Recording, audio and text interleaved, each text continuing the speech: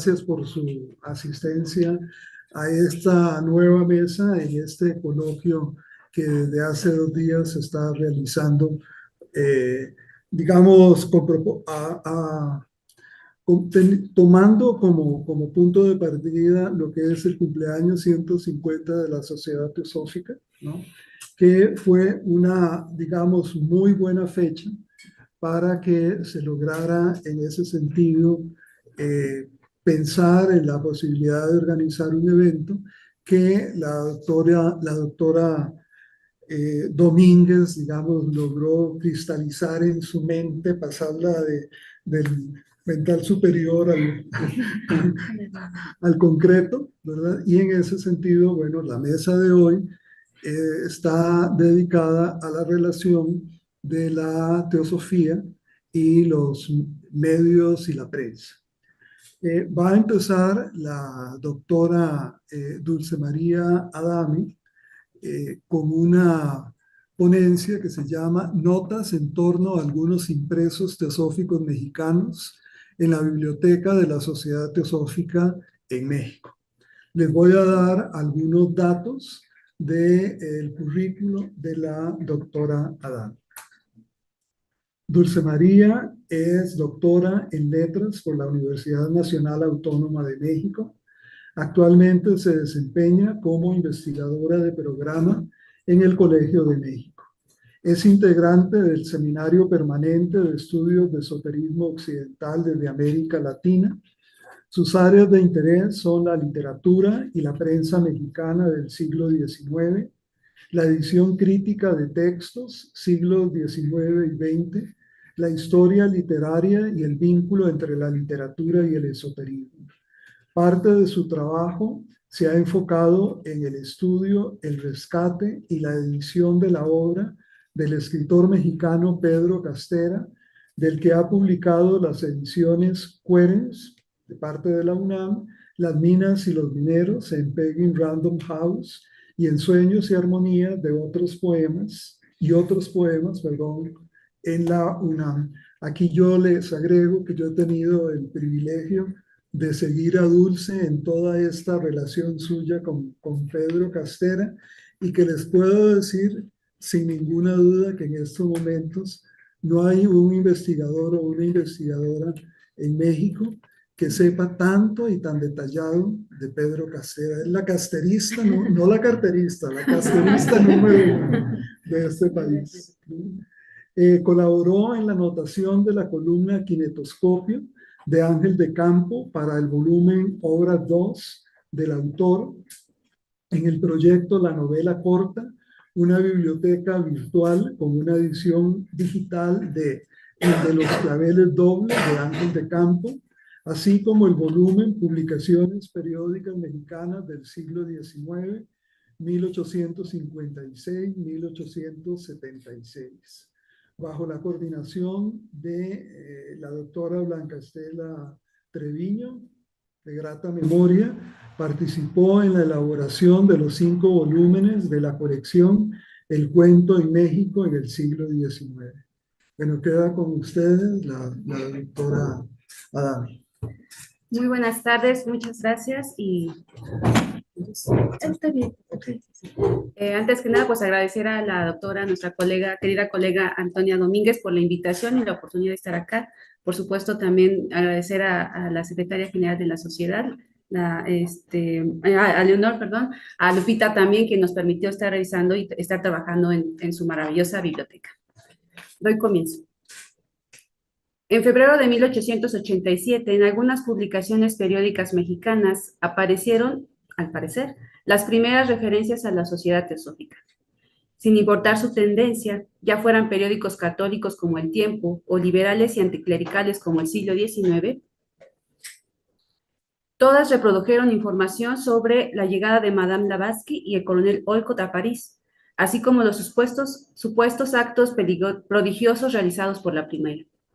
De igual manera, empezaron a circular algunas ideas teosóficas mediante la lectura de publicaciones que podríamos llamar especializadas, como la revista francesa Le Loto, fundada y dirigida por Blavatsky en 1879. Pocos años después, en 1891, con motivo del fallecimiento de la célebre dama, se publicaron diversas notas históricas y editoriales sobre el movimiento y su repercusión en México, expuestos bajo la idea de la difusión del budismo en el país y de una lucha directa con el catolicismo. Y cito: he aquí una mala noticia para el clericalismo católico, la presencia de un nuevo competidor en la explotación religiosa. No hace mucho tiempo hablaron los periódicos franceses de los progresos, aunque parezca extraño, hacia el budismo en París, donde se habían afiliado a dicha secta aún algunas eminencias de la ciencia.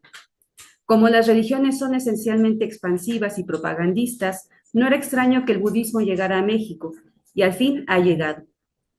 Se trata de un budismo refinado, de la doctrina secreta de los Mahatmas del Tíbet, en suma, de lo que se ha llamado esoterismo de los teósofos modernos. Fin de cita.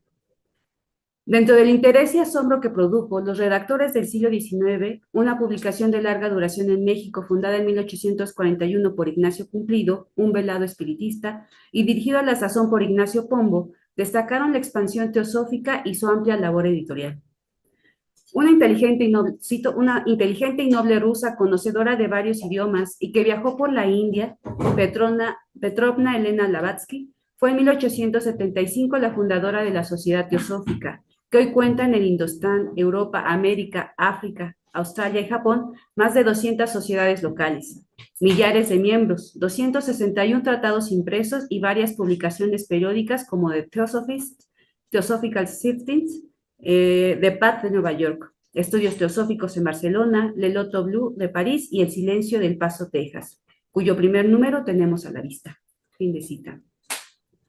En dicha editorial se proporcionan datos interesantes, aún por validar, para reconstruir los inicios de la presencia de la teosofía en México. Según los redactores, la difusión del esoterismo budismo, como llamaron a la doctrina de Blavatsky, había iniciado en octubre de 1890 de la mano de Paul Webersinn, miembro de la Golden Gate Blanc y un activo teósofo, quien había mandado imprimir 8,000 ejemplares del folleto español que es la Teosofía para ser distribuidos en las principales ciudades de México y Baja California. A su muerte en junio de 1891, la propaganda de la Teosofía había quedado a cargo del Pacific Coast Committee. Asimismo, se anunció que en México las personas que desearan recibir noticias relativas a esta podían comunicarse con la señora doña Juana Adam de Marshall en apartado postal 129 en el Distrito Federal.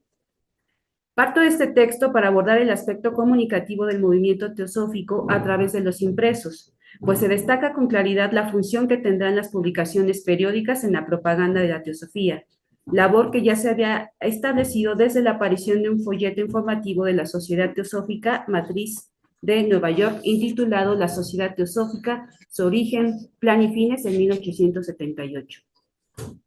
Y del primer órgano de difusión de la doctrina, el célebre periódico de Theosophists, fundado por Blavatsky en octubre de 1879, debido, entre otras cosas, a la rápida expansión de la sociedad desde América a diversos países europeos y asiáticos, la creciente dificultad y el elevado coste de mantener correspondencia epistolar con miembros tan dispersos, la necesidad de un órgano a través del cual los eruditos nativos de Oriente pudieran comunicar sus conocimientos al mundo occidental, y especialmente a través del cual la sublimidad de las religiones aria, budista, parsi y otras pudiera ser expuesta por sus propios sacerdotes, los únicos intérpretes competentes, y finalmente la necesidad de un repositorio para los datos, especialmente los relativos al ocultismo, recopilados por los miembros de la sociedad en diferentes naciones. Hasta aquí la cita.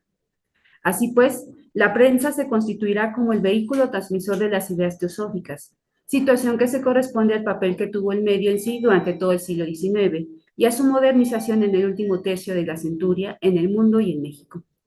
Llamo la atención también sobre que quizá la primera mención que se encuentra también en la prensa tiene que ver con la publicación en El Tiempo Ilustrado de la novela Angelina de Rafael Delgado en 1893, donde se alude al gran círculo, centro de teósofos y de libres pensadores al que acude uno de los personajes, ¿no? Es un capítulo muy divertido porque se establece un debate ahí entre este personaje, entre católicos, espiritistas y todo, ¿no? Es interesante.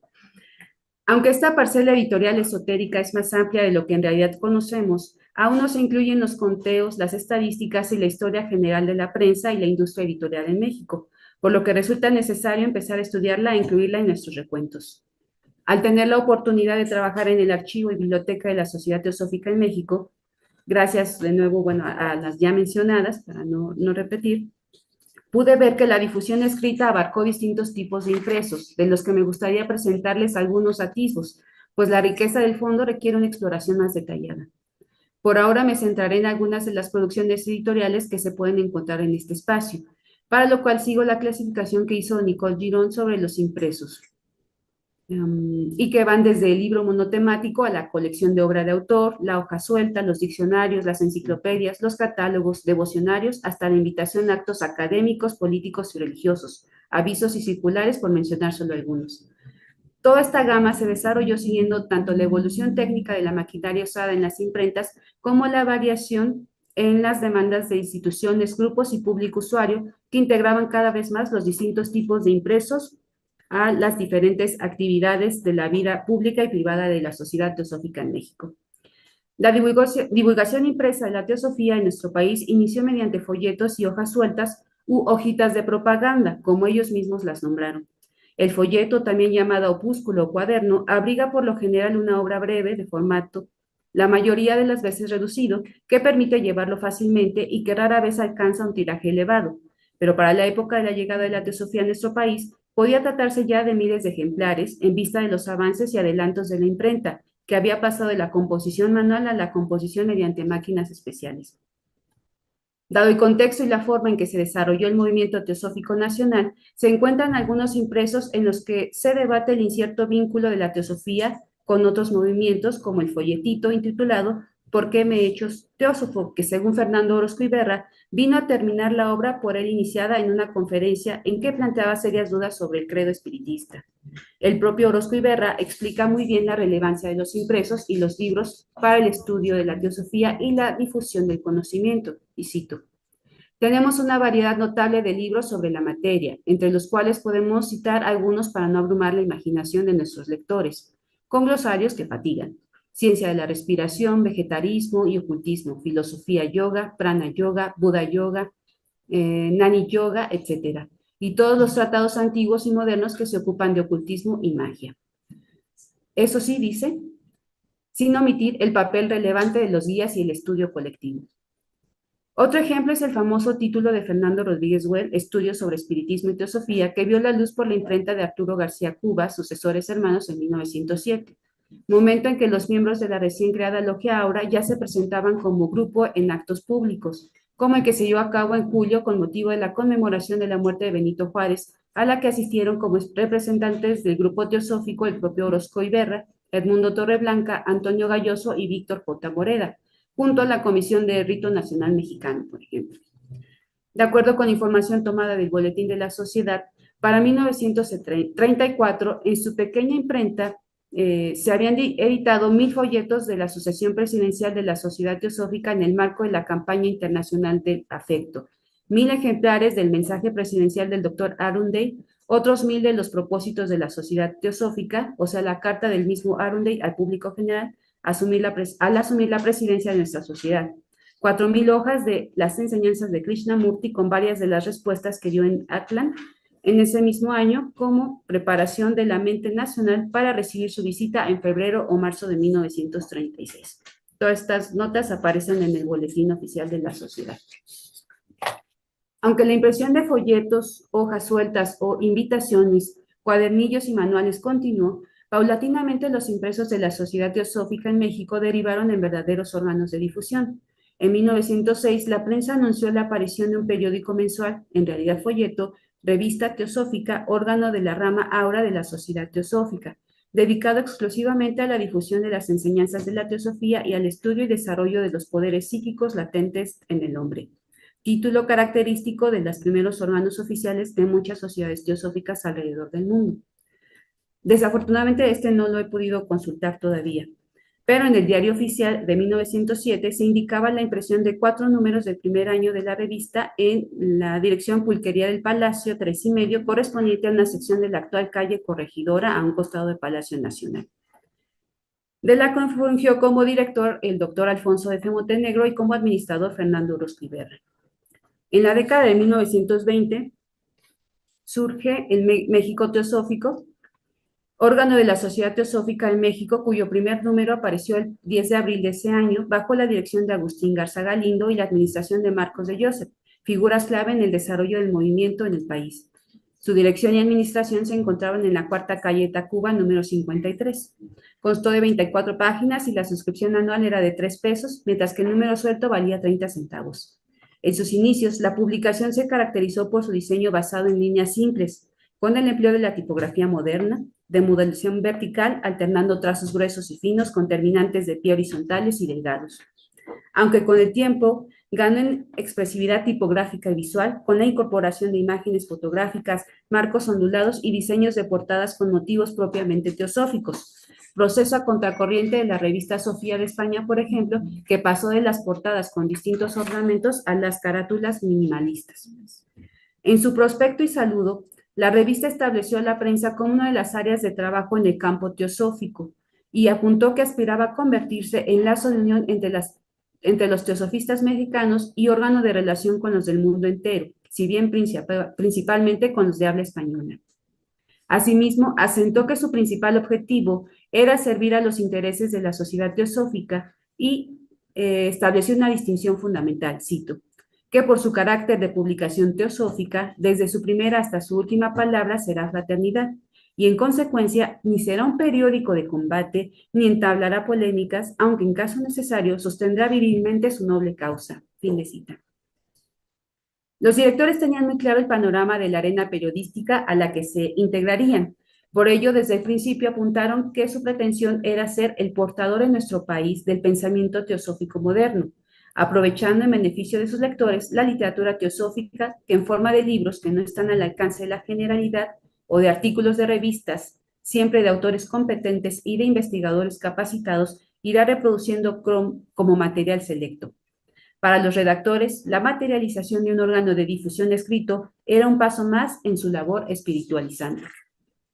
Además de los contenidos teosóficos, se incluyeron anuncios de publicaciones y de la librería orientalista, situada en la calle de Tacuba, número 53 y apartado 60 bis, en la que recibían libros sobre teosofía, ocultismo, astrología, espiritismo, filosofía yogi, filosofía rosacruz, orientalismo, etc., y de otros temas como educación, psicología, religiones, filosofías, alimentación, salud, medicina natural, gimnasia, por mencionar algunos.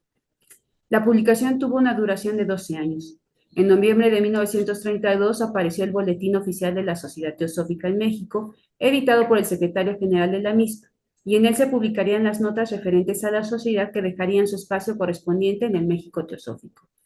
La nueva publicación informaría de sus actividades sociales y sus integrantes. La distribución era gratuita a todos los miembros activos de la sociedad, quienes también recibirían México Teosófico, encargada entonces del material didáctico, doctrinario, exegético, literario y de interés general. Este mismo año apareció el Boletín de la Estrella, cuyo director para México fue Adolfo de la Peña Gil, con una suscripción anual de 2.50 pesos, con un costo por ejemplar de 30 centavos, impresos en la primera calle de Iturbide, número 28A. Se trataba de la versión en español del órgano de difusión de la Orden de la Estrella de Oriente, fundada por Annie Besant en 1911. Y que predicaba la llegada de un gran maestro espiritual, el cual se había encarnado en el joven indio Jiddu Krishnamurti. Incluso cuando se llevó a cabo la disolución de la Orden de la Estrella y con ella la suspensión de las diferentes revistas denominadas La Estrella, se informó que en Omen y Holanda se continuaría publicando las enseñanzas de Krishnamurti en libros, folletos y revistas y otros medios, como fotografía, radiodifusión, películas cinematográficas, bitáfonos, etc. De este modo, la sociedad no se aisló ante el cisma, sino que empleó todos los medios a su alcance para la difusión de sus fundamentos, como veremos en la siguiente presentación. Ahora bien, aquí les pongo algunas portadas. Son muchos los materiales que hay en la biblioteca. Esta es la famosa revista Dharma, que también está en la exposición. Este es el boletín, la portada, perdón, del boletín, y La Estrella. Esta es otra revista, son dos revistas españolas, El Loto Blanco. Bueno, más bien es la revista española El Loto Blanco. Y bueno, esto es parte de lo que hay en el fondo. Ahora bien, la biblioteca conserva ejemplares de distintas publicaciones teosóficas extranjeras, tanto libros como revistas, entre ellas Sofía, Revista Teosófica, 1893-1913, 1924-25, que fue el principal canal de difusión del movimiento en España. También hay ejemplares de revistas latinoamericanas, como la revista Teosófica, órgano oficial de la sección cubana de la Sociedad, editada en La Habana y dirigida por Juan Mazo, además de otros títulos alemanes, ingleses y norteamericanos que sería largo enumerar aquí, pero a las que ya estamos registrando en una base de datos. Para cerrar esta esquemática presentación, me gustaría subrayar el valor de la Biblioteca de la Sociedad Teosófica en México, trayendo a colación una afirmación generalizada sobre que uno mismo es su biblioteca, aseveración que puede aplicarse en este caso para enfatizar la relevancia que tuvieron los impresos en la diseminación de la teosofía en el mundo, pero también la importancia que se le otorgó a la formación de bibliotecas en las ramas y logias. Gracias a este pequeño pero nutrido espacio, es posible tener entrada no solo al conocimiento teosófico, sino también a la dimensión editorial, a la cultura visual e impresa teosófica alrededor del mundo y también nacional, a las redes de comunicación y circulación editorial.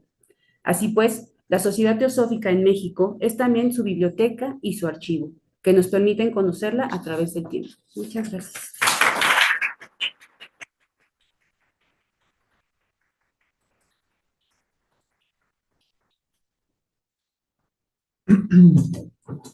Muy bien, muy bien. Bueno, ya tienen ustedes una excelente presentación de algunos de los materiales que están aquí en la Biblioteca de la Sociedad Teosófica. Una reseña, una descripción, más una gran cantidad de libros, tanto antiguos como nuevos, como no tan nuevos, pero recientes, llamémosle así. Así que a mí me da mucho gusto en este sentido que una biblioteca, tal vez, quizás con excepción de lo que pueda ser bibliotecas masónicas, ¿no? La teosófica pueda ser una de las más importantes, ¿no?, que existan en el país. Bueno, ahora vamos a pasar con el doctor Adrián, no, casi el doctorando Adrián Linares, ¿sí? Pero ya muy pronto, ya el año entrante. ¿Sí? Bueno, el maestro ya doctorando Adrián Linares nos va a leer la ponencia Raza Celdi, periodismo y programas de radio, notas a propósito de su columna Ráfagas de 1944 a 1946. ¿Lo van a exponer en el Zoom? ¿Está en el Zoom? Es lo que va. La iba a ampliar y... Okay. Bueno, les leo el currículum de Adrián Linares. Adrián se graduó primero de la licenciatura en Lengua y Literatura Hispánicas y después de la maestría en Letras Mexicanas en la Universidad Nacional Autónoma de México. Actualmente realiza su doctorado en la misma casa de estudios con un proyecto de edición crítica del Himno a Salomé, obra del literato y pintor zacatecano Severo Amador Sandoval. Forma parte del Seminario de Estudios de Esoterismo Occidental desde América Latina, bajo una perspectiva afín precisamente a la esoterología y las marginalidades religiosas. Ha escrito los artículos Creo que seremos felices, si no aquí, más allá de la muerte. Espiritismo y misticismo en dos mujeres frágiles de Severo Amador y Tensiones, desplazamientos e intersecciones del decadentismo satánico. Lava entre la ortodoxia y heterodoxia religiosas. Este es de 2024 y el anterior que les mencioné de 2023. Bueno, queda con ustedes el maestro Linares. Muchas gracias, profesor. Igualmente, quiero agradecer muy especialmente a Antonia, ¿no?, quien nos ha exhortado a esta labor, ¿no? Y creando un grupo de investigación muy nutrido, ¿no? A Leonor y a Lupita también por abrirnos las puertas de la sociedad y en general también muy particular mención a la comitiva chilena que anda por aquí, de quien estamos muy agradecidos también que se sumen a esta labor, ¿no? Yo preparé un texto, al igual que Dulce, al que daré lectura. Entre las múltiples intersecciones de la teosofía con ámbitos de la cultura y las artes, tal vez una de las más productivas y significativas sean sus conexiones con el periodismo y la literatura. Históricamente, los medios de comunicación, primero impresos, después audiovisuales y ahora digitales, han servido de canales para la difusión de ideas y tópicos teosóficos. Si bien a finales del siglo XIX, la prensa y las letras sirvieron como principales instrumentos de transmisión para la propuesta de Elena Blavatsky, Henry Steve Olcott y William Quan George, ante la llegada de la nueva centuria con Annie Besant y Charles W. Leadbeater, se sumaron la radio y más tarde la televisión.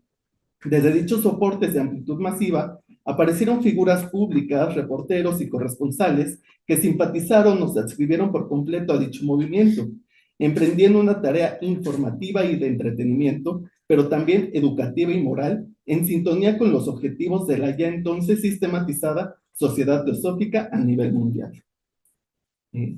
¿Podrían? Gracias, Dulce.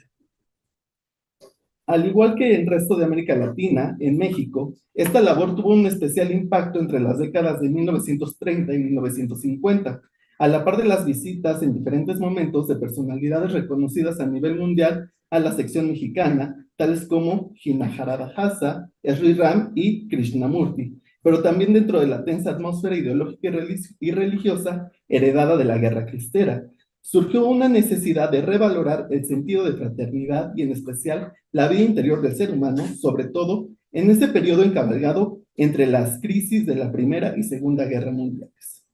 Ubicada en ese contexto, a favor de la moderación y unidad nacional, así como de un enfoque industrializador y proempresarial en territorio nacional, que a su vez abreviaba de todo tipo de formas de pensamiento y filosofías, ya fueran los occidentales griegos o los orientales hindúes, Sara Ortiz Montellano de Diesel se dedicó a construir un proyecto periodístico y literario bajo el seudónimo de, a modo de anagrama, Raza Celi, en donde revelaba su amplio conocimiento y práctica de la teosofía, organización a la cual se integró a través de la Logia Aura de la Ciudad de México. Gracias. En su calidad de autor y redactora teósofa, Raza Celi cultivó en la literatura el cuento, la prosa poética y el aforismo, pero tal vez el género que desarrolló más y con el cual alcanzó mayor prestigio fue la poesía, mediante sus dos libros, Diafanidad de 1933 y Flama de 1938. Por su parte, en el periodismo, participó en los semanarios de José Páguez Hierro y Requino Hernández, Siempre, Hoy y La Opinión, con sede en Los Ángeles, California. En esta última con una sección denominada Consultorio Espiritual. Así como en las publicaciones Ideas, revista mensual literaria científica de Mujeres en México, órgano difusor del Ateneo Mexicano de Mujeres, y Servicio Social, editada por la Secretaría de Hacienda y Crédito Público, de evidente tinte feminista y socialista, respectivamente. En suma, estaba a cargo del programa radiofónico Temas Espirituales, transmitido por las ediciones XCDP y XEXA de Radio Gobernación, los lunes y los jueves de cada semana, de las 8 a las 8:20 horas, el cual en especial tenía en mente a la audiencia femenina por tratar asuntos morales de importancia educativa para la mujer. Con base en lo anterior, a continuación, pretendo dar cuenta de la presencia de ciertos tópicos y motivos teosóficos en algunos textos de su columna Ráfagas, publicada en la revista Mañana entre 1944 y 1948. Esto con el propósito de, por un lado, rescatar el perfil de teósofa poco atendido por la crítica hacia Sara Ortiz y por el otro, analizar desde una perspectiva cercana a los estudios de esoterismo occidental dicha serie de escritos no consignados en las breves y pocas menciones alrededor de su figura. En ese sentido, el empleo de esas ideas o fórmulas temáticas se encuentra desde su seudónimo. De acuerdo con Matilde Gómez, en su artículo dedicado a la poeta y periodista en la sección La mujer mexicana en las letras, al usar el sobrenombre de Raza Celi, solamente cambió el orden de las sílabas de su nombre, Sara Diesel, pero ha sabido después por una de sus admiradoras que la palabra raza existe en sánscrito y cuya acepción es pureza, elevación, fluidos benéficos y saludables que se encuentran y se atraen, difundiendo por el éter sutil y transparente nobleza, vida, amor y armonía. Nombre literario que está en relación con la personalidad y altas cualidades que caracterizan a nuestra inspirada artista. En diálogo con el interés teosófico por Oriente, Raza comprende, como señala, no solo su nombre o firma autoral, sino también su labor y posición en el mundo como portavoz de una verdad trascendente.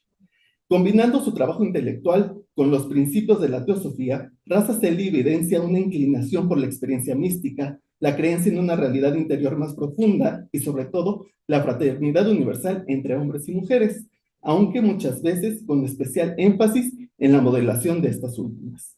Así, la obra periodística de la autora posee un tinte teosófico y feminista propio de la primera década del siglo XX, que pretende devolverle al mundo su aspecto humanitario y espiritual. Esta vez idealista y metafísica se observa, en suma, en los propios intereses de su autora, quien, asegura Gómez, terminó con éxito su carrera de piano, se especializó en la literatura filosófica, leyó a los filósofos griegos y ama la soledad, la meditación, el silencio. Todo ello como una especie de refugio de la ajetreada y a veces cruel modernidad.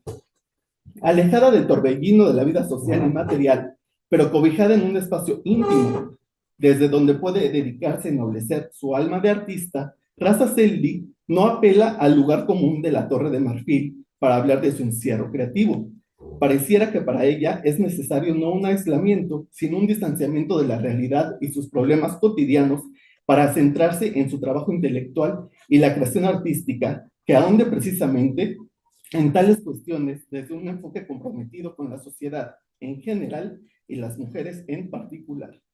Bajo esta lógica, propone que la misión del escritor o escritora, así como la del periodista, posee propios lineamientos que convierten a dichos agentes de la comunicación en voceros de un mensaje que atañe lo ético, lo estético y lo ontológico.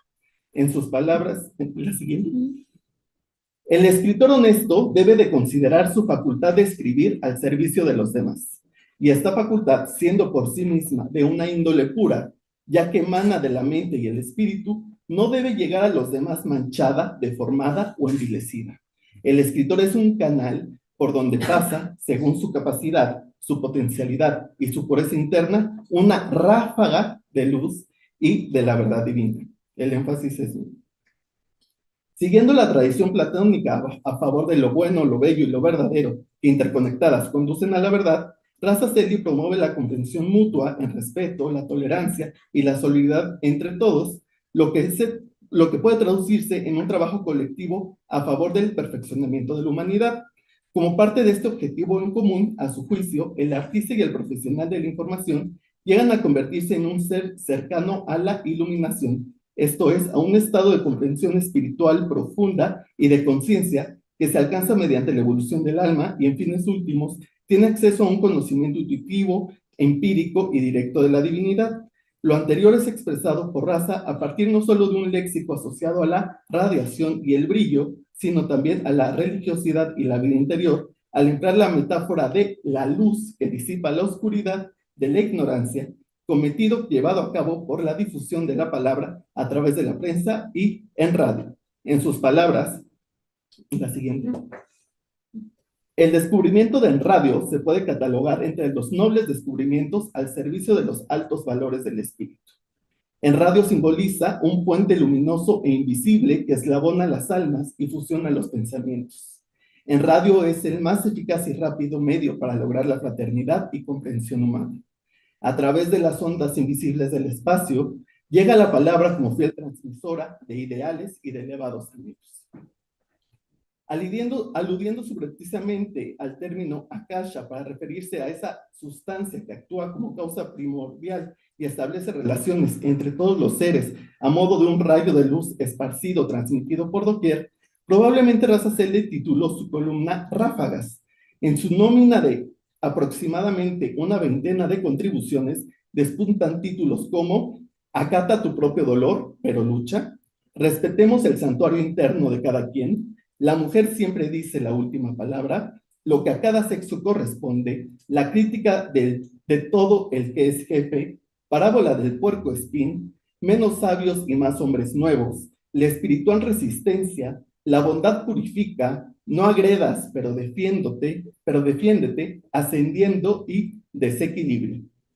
Como se observa, en la mayoría de ellas existe un uso del imperativo desde la segunda persona del singular o desde una tercera del plural, para señalar un mandato o ley de vida en una situación difícil o, en otras palabras, cuál es la forma correcta de comportarse ante una problemática moral, social o espiritual. Así, la también poeta se muestra a favor de todo tipo de causas nobles o virtudes en el mundo, entre ellas anhelar el bien, la felicidad humana, la resistencia al mal, al mismo tiempo que protesta en contra de las condiciones indignas o vicios, como el mal, el crimen, el hambre y la miseria. Muestra de ello se encuentra en el último artículo mencionado, Desequilibrio. En sus líneas, la teósofa no solo reflexiona acerca de las condiciones económicas que experimentaba el país a finales del sexenio de Manuel Ávila Camacho, sino que analiza desde el púlpito del periodismo comprometido con la verdad, la integridad y el servicio público, el estado moral de la sociedad mexicana en general y de sus mujeres en particular, en pleno proceso modernizador emprendido en aquella administración. En virtud de ello, Raza Celi advierte sobre los riesgos económicos y humanos de imponer en una nación como la nuestra un sistema capitalista basado únicamente en los valores de cambio y el progreso material, pues afirma que en el conjunto social del territorio existe un desequilibrio, una desproporción absoluta de los factores que deciden el reajuste de la vida individual y, en consecuencia, el conflicto se presenta como un fenómeno colectivo.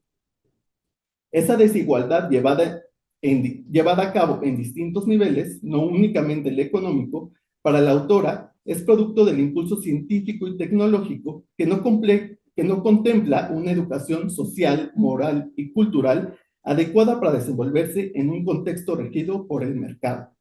En otros términos, el avance material de la nación no se desarrolló paralelamente al progreso mental y espiritual, lo cual no ha servido para el perfeccionamiento ni homogenización de los ciudadanos, sino, por el contrario, ha fomentado la proliferación de diversiones y relaciones comerciales que no alientan los comportamientos colectivos que implican el subyugamiento de la rudeza, de la violencia y los impulsos espontáneos y sexuales. Un ejemplo de esto puede advertirse en la crítica rasaldiana hacia las mujeres vanas y coquetas, quienes, a diferencia de aquellas que se han educado, obtenido una profesión u oficio y percibido dinero de forma honesta, se rehúsan a instruirse y optan por el camino de la prostitución. En sus palabras, es desproporcionado el despertar de sus ambiciones y pretensiones, con su incultura y su incapacidad, y como sin saber hacer nada, quieren vestir de seda y pieles, se rehúsan ya a ser criadas y escogen mejor ser carne barata de pecado y rodar por fondas de barrio y cabarets de atostón. Además de otras situaciones como esta, se encuentra el analfabetismo y falta de civilidad en los espacios públicos. Como observa Celi, mientras en México hay un desarrollo económico y material nunca antes visto, existe a la par un relajamiento de las costumbres y caos en los valores morales. Para la columnista, varias de dichas faltas son el resultado del estado anímico y espiritual de la nación mexicana, la cual ha heredado vicios, defectos o comportamientos perjudiciales de algún antepasado remoto. De acuerdo con ella, la siguiente. Tenemos la incultura de los pueblos jóvenes y enormes lacras atávicas, pero ya se ha convencido en que así como a los seres se les empieza a educar desde que son niños y se les empieza a curar desde que nacen, si nacen con una lacra atávica, así a los pueblos se les puede regenerar y encauzar con una labor sistemática de educación moral, de educación física, de educación social. Desde una lectura teosófica, el término lacra atávica utilizado por Raza implicaría que ciertos rasgos negativos persistentes en los individuos o en la sociedad actual no son meramente fallos personales, sino manifestaciones residuales de estados evolutivos pasados, específicamente de las llamadas raza raíz. Sin embargo, hace explícita una posible esperanza de cambio en su actuar ante el retroceso o descenso del pueblo mexicano. cabe la posibilidad de que vire su camino hacia su regeneración y encauzamiento a partir de un llamado a la conciencia y voluntad propia, que solo la enseñanza en la mayoría de los aspectos más relacionados con la configuración del ser humano puede lograr, la unión de lo moral, lo físico y lo social. A modo de consideraciones finales, es posible afirmar que la teósofa influyó significativamente en el periodismo y la literatura del siglo XX hasta mediados, no, sí, del siglo XX, utilizando los medios de comunicación como un canal clave para sus ideas, particularmente en México entre las décadas de 1930 y 1950. Como se observa en el caso de Sara Ortiz Montellano de Diesel, bajo el seudónimo de Raza Selly, integró en su obra literaria y periodística principios teosóficos de humanidad, de hermandad universal y vida interior, desde un enfoque de corte místico y feminista, centrado en la elevación espiritual. La poeta y periodista involucrada en la logia Aura construyó su imagen pública y proyecto creador a partir de la imagen del conducto de luz y verdad divina que ilumina en las tinieblas y peligros de una modernidad materialista y despreocupada por el desarrollo moral y espiritual de la humanidad.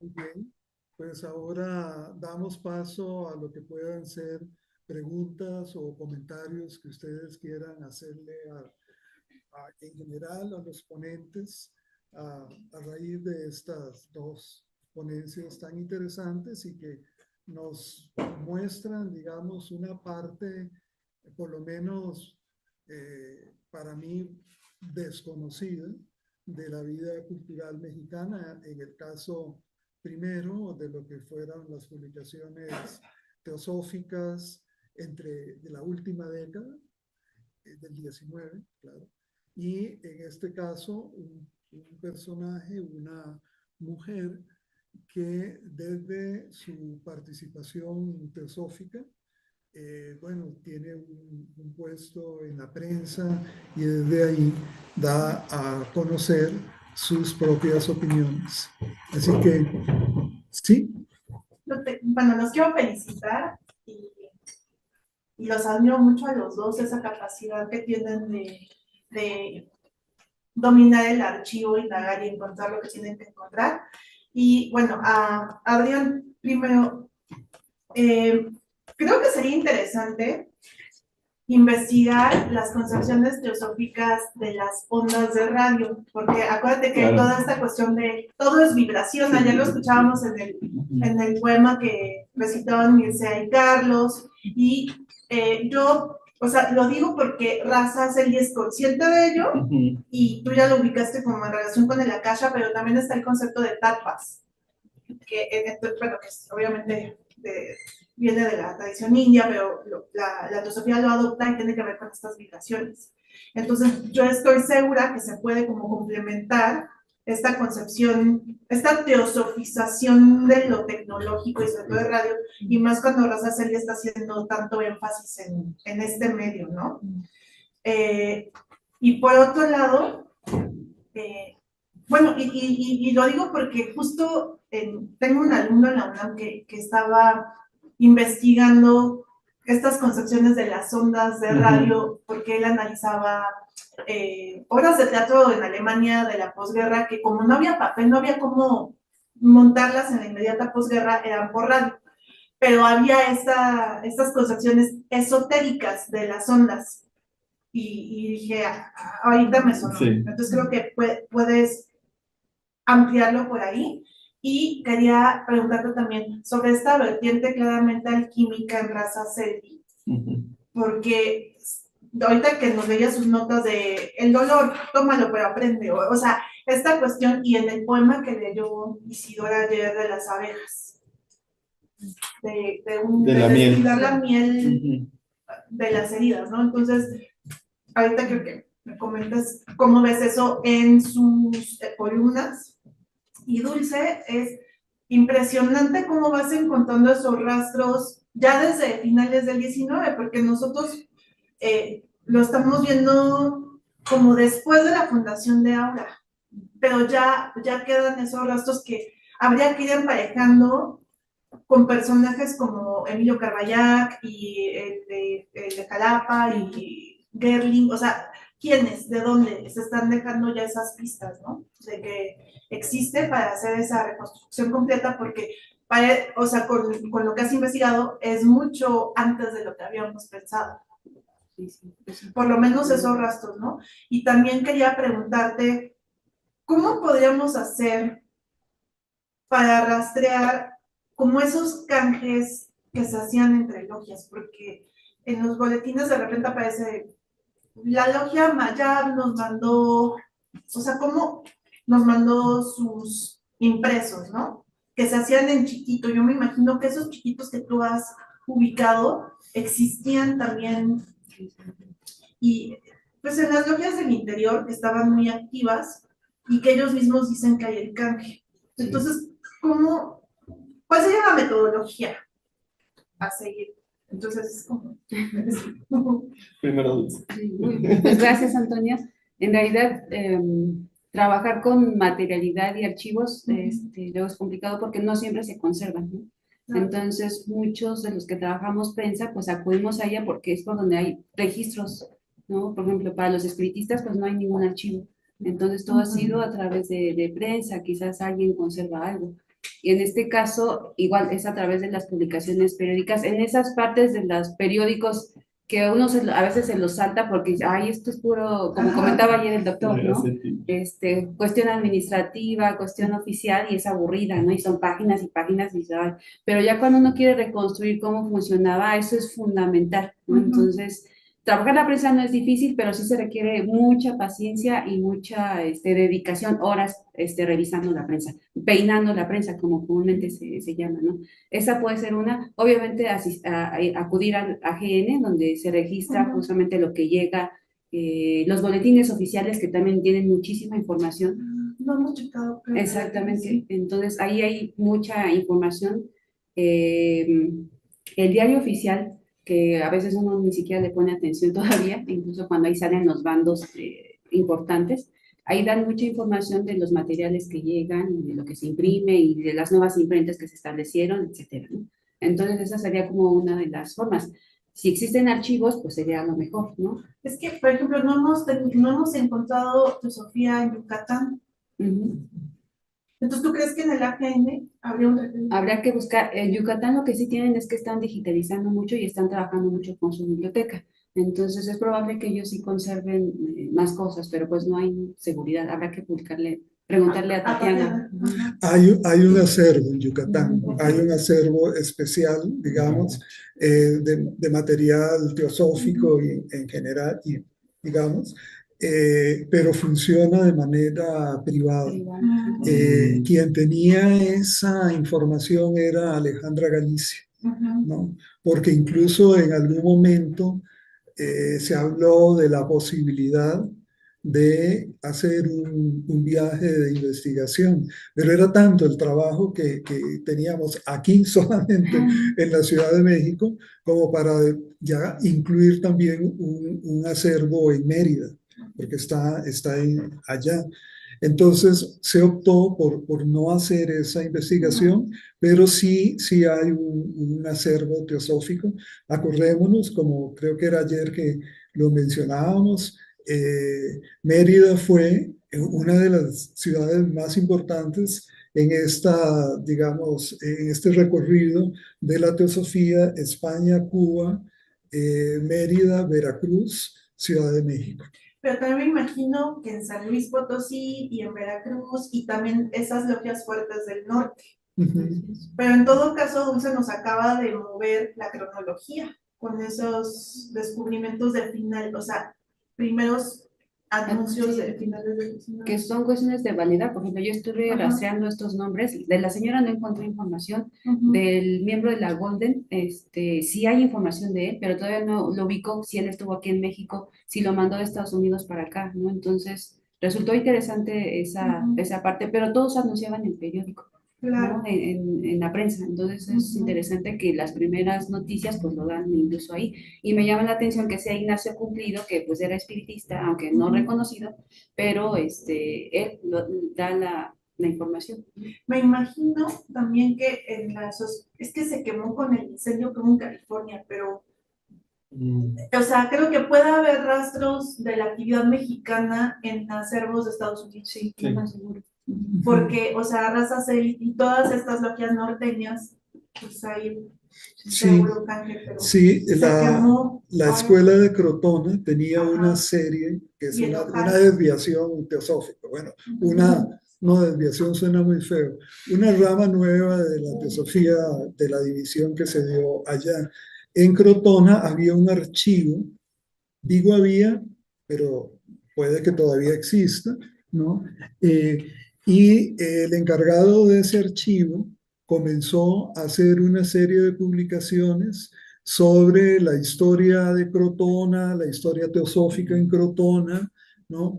Y de ahí incluso yo de algunos de esos libros, dos de esos libros, yo extraje información para el artículo sobre la gira de Krishnamurti por América Latina, porque era muy curioso.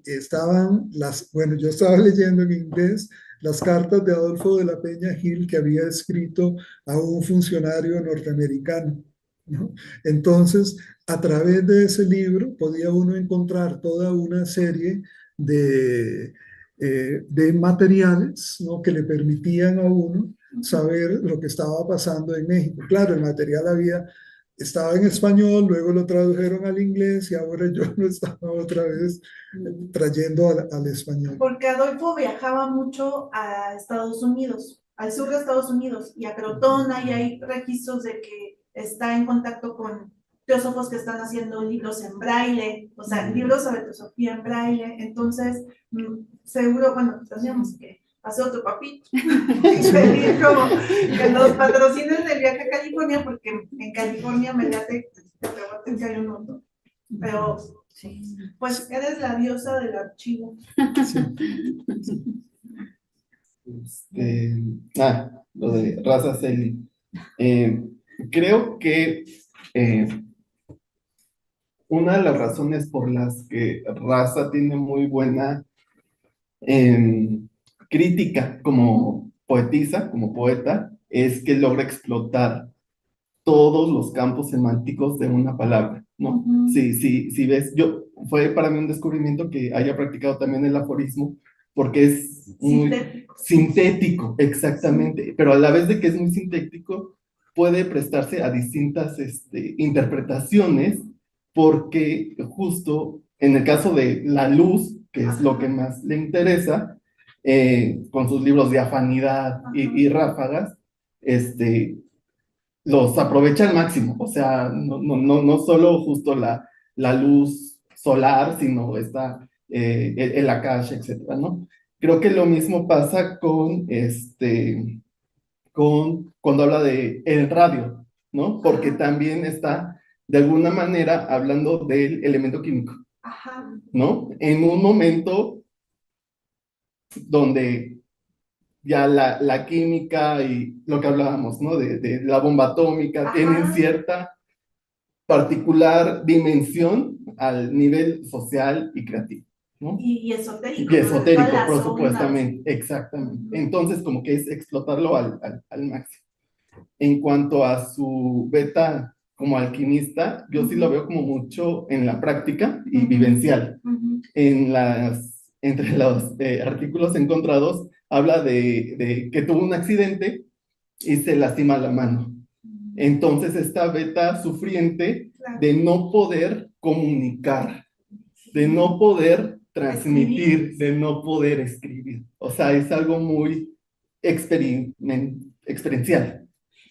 Es que ahorita me recuerdas que en el boletín se da seguimiento a su salud. Ajá, porque muchísimo. Dicen, ahí va sanando la hermana Raza, o sea, algo le pasó durísimo. No sabía que era lo de la mano. Sí. Pero incluso Ave dice que la critica, dice, y nuestra hermana que ha sufrido tanto. Entonces, lo que platicábamos, ¿no? Es que Leonel y yo platicamos sobre la importancia del sufrimiento en el crecimiento. Claro. Y ella lo transmite aparentemente también en sus columnas, ¿no? No, no solo en sus textos, sino como en la figura pública, Claro. que proyecta como una autora medio disfrazada, o que no dice explícitamente que es teósofa, Ajá. porque siempre le gusta la filosofía, ¿no? Es experta en la espiritualidad, pero nunca aparece explícitamente que es teósofa solo en este acervo.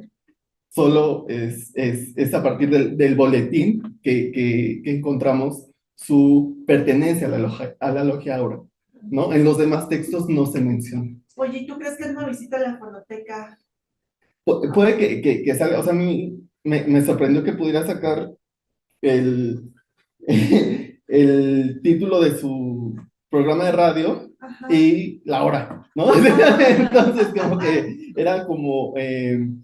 y es una figura que creo que va a estar presente a lo largo de todo el siglo XX, de estas figuras públicas que buscan transmitir un mensaje espiritual o religioso, ¿no? Pero desde cierto oficio, ¿no? No tanto desde una figura tan mesiánica como Krishnamurti, por ejemplo. Una pregunta. Es que ahorita mencionaste la palabra Akasha. ¿Lo menciona ella en sus...? No, explícitamente no. Pero todo el manejo que hace sobre la luz, se ve ahí la lectura del concepto, ¿no? Y cómo lo lleva al ámbito creativo. Sí, pero no lo pueden decir tal cual, pero lo sugieren. Tengo una pregunta. Primero, muchas gracias a ambos. Qué bendición escucharles aquí.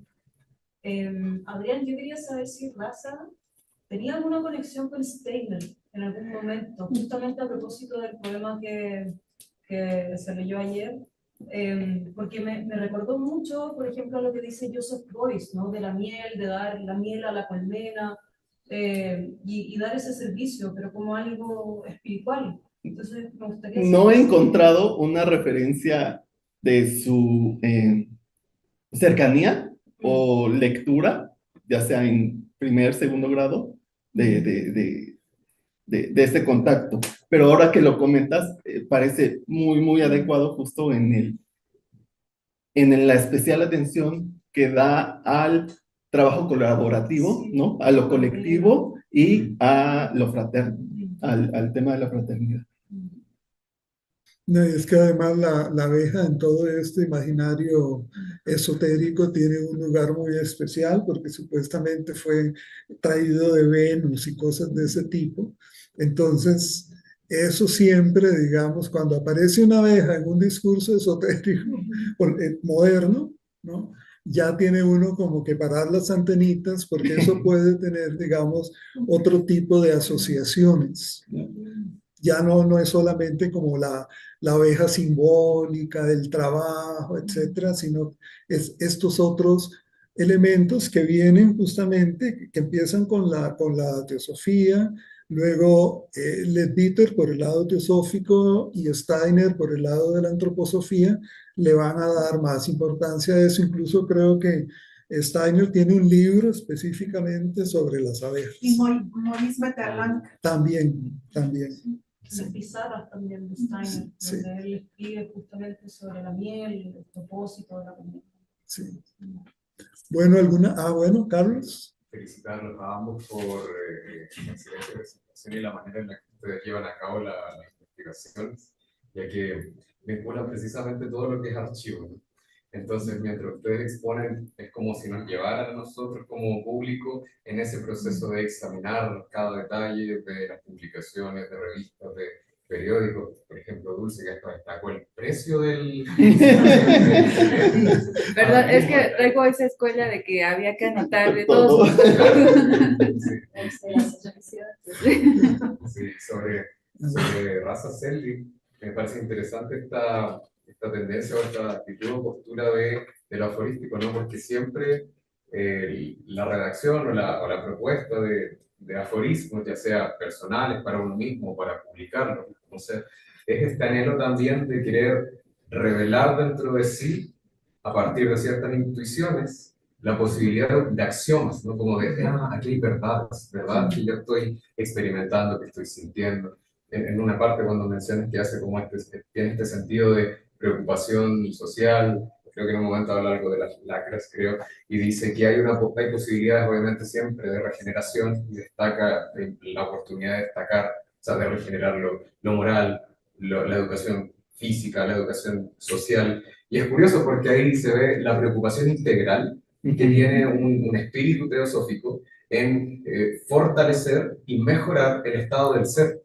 En este caso, es lo que se suele, bueno, es como una crítica que siempre conversamos con algunos colegas que, por ejemplo, desde Chile, ¿no? Que la crítica que se le hace al sistema educativo es hasta los 17, 18 años te forman, luego ya cuando saliste de enseñanza media o preparatoria, como se le llama aquí, se olvidan de tu cuidado como ser vivos. Depende exclusivamente de ti, nadie más te incentiva, por ejemplo, para la educación física, que era justo lo que destacaba ahí. Y bueno, desde una hermenéutica o reflexión esotérica, la construcción y el cuidado del templo físico es también parte de las responsabilidades esenciales de la vida. Incluso tiene todo un juego alquímico, porque la persona cuando toma responsabilidad de un entrenamiento físico se está destruyendo a sí mismo para crecer. Entonces me parece súper interesante cómo ella parece que tiene esta profunda intuición desde lo aforístico a la búsqueda de un axioma de por aquí van las verdades esenciales e importantes de la vida. Así que realmente felicitaciones, gracias.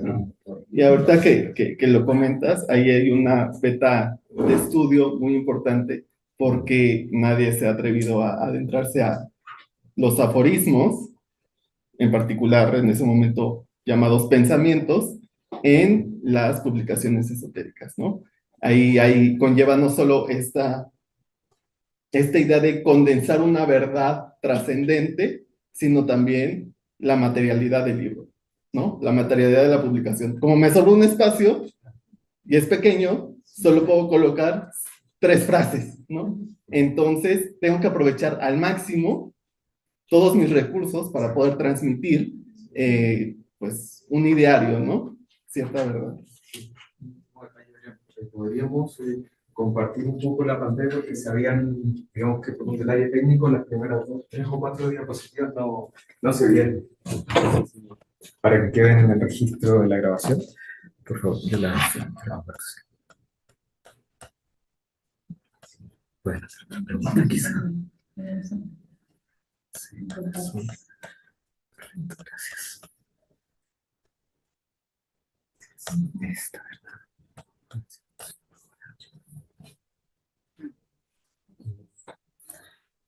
Y aquí.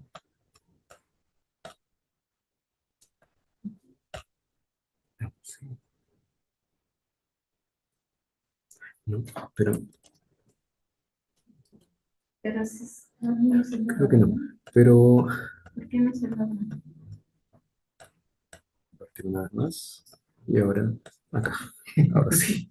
Es que es como un proceso triple. Sí, Ahora sí.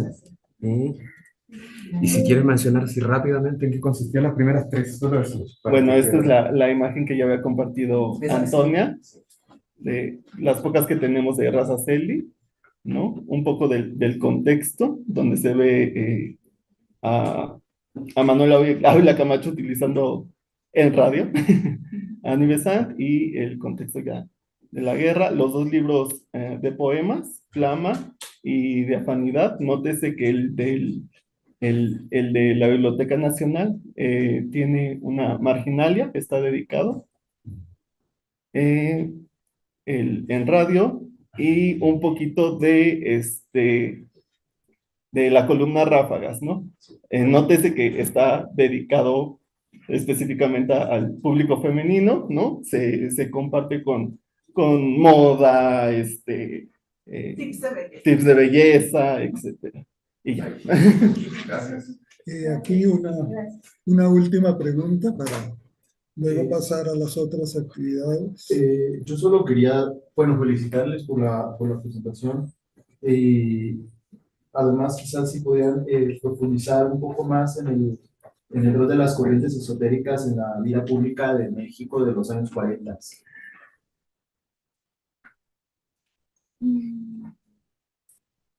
Híjole. Creo que justo en México, bueno, yo lo veo como una marca temporal, justamente la guerra cristera, ¿no? Que fue un enfrentamiento, pues justamente que involucraba a la ortodoxia religiosa, el catolicismo, etcétera, ¿no? Como veíamos, es más en el sentido de la relación y cómo ciertos políticos, en particular presidentes, están relacionados con las corrientes esotéricas, pero no lo decimos explícitamente. Entre ellos, Plutarco Elías Calles, que está mencionado en el libro de Gutiérrez Tibón. Y poco a poco, creo que lo que más importa en la primera mitad del siglo XX es que ya tenemos cierta institucionalidad, ¿no? Ya muy marcada, tanto de las dos principales corrientes esotéricas, ¿no? Que sería el espiritismo y la teosofía. No sé si, Dulce, quisieras agregar algo. Pues realmente está vinculado con la parte política mucho. Las actividades continúan y están buscando también su espacio para incidir socialmente, que es donde se va a volcar mucho, bueno, hasta donde yo sé, no conozco también el contexto, seguramente el doctor Chávez lo conoce mejor. Y apenas realmente nos estamos acercando a través del proyecto, precisamente, que llega hasta 1950, ¿no?